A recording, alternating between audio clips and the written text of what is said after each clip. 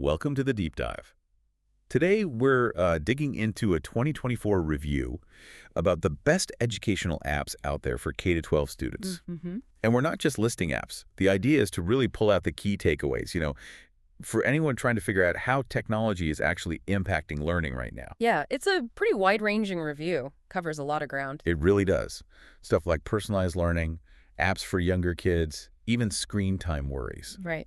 So our mission here is simple. Cut through the clutter and give you the essential info from this review. And what's interesting, I think, is that it goes beyond just saying, this app is good. It tries to get at the why. How are they working? Exactly. So let's start there with the top-rated apps mentioned. A big theme seems to be differentiated learning. Right. Adaptability. Yeah, it's not just easy, medium, hard. The review suggests many of these apps use, like smart algorithms, AI, basically, sometimes. Right. So maybe a math app sees you're nailing division, and it subtly bumps up the difficulty. Or, if you're struggling, it might offer a bit more scaffolding on the next problem. And that kind of real-time adjustment, the review notes, seems to be key for keeping students, engaged. Makes sense. And does this apply to the younger kids, too? Early childhood? It does, yeah. The review points to some really good literacy and numeracy apps for that age group. They use lots of interactive stuff, playful feedback. Okay. The goal is reinforcing those basic concepts, but really at the child's own pace, meeting them where they are, developmentally speaking. Gotcha.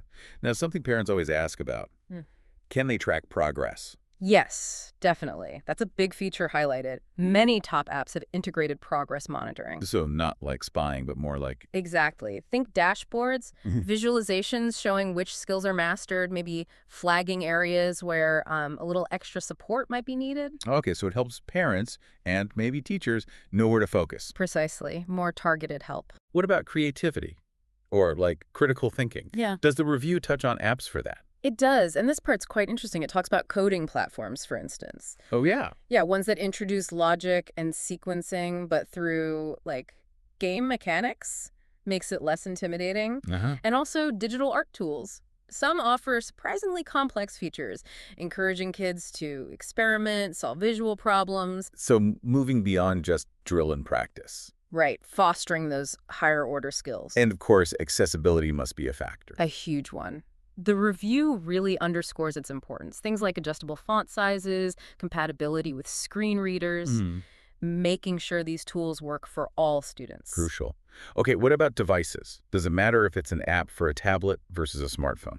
Well, the review suggests there's often a difference in design philosophy. How so? Tablet apps with the bigger screen tend to go for richer, maybe more complex interactions, more immersive, you could say. Right. Smartphone apps often seem geared towards shorter bursts of learning, more modular activities you can do, on the go. So different tools for potentially different learning moments. Yes, that way, yeah. And language learning. Any insights there? Yep, mentioned too. The review points out apps moving beyond just flashcards. Okay. They're incorporating things like interactive dialogues, maybe some cultural context, trying to make it a bit more immersive and less abstract. Okay. So lots of different types of apps. But how do you actually tell if one is any good educationally? That's a key question. The review suggests a few criteria. Look for clear learning objectives. Is it obvious what the app is trying to teach? Makes sense. Is the content age appropriate? Does it encourage active engagement, not just passive consumption? And ideally, is there some hint of an evidence-based approach behind it? Good checklist. Yeah. And finally, the elephant in the room. Screen time. Ah, yes. Yeah. The review definitely acknowledges the concerns. It doesn't dismiss them. But it leans towards mindful usage. The idea seems to be that if these apps are integrated thoughtfully as part of a balanced approach to learning and life, then the benefits can potentially outweigh the drawbacks. that seems to be the takeaway, yes. Balance is key. So overall, this 2024 review shows a pretty sophisticated app landscape out there. Definitely. It's evolved, addressing lots of different learning needs and with more nuance than maybe a few years ago. Okay, so here's a final thought to leave you with. Technology moves incredibly fast. How might these educational apps change even more in the next few years? What kind of new features or, learning models might we see? And maybe more importantly, how do we make sure we're choosing and using them effectively? And, thoughtfully.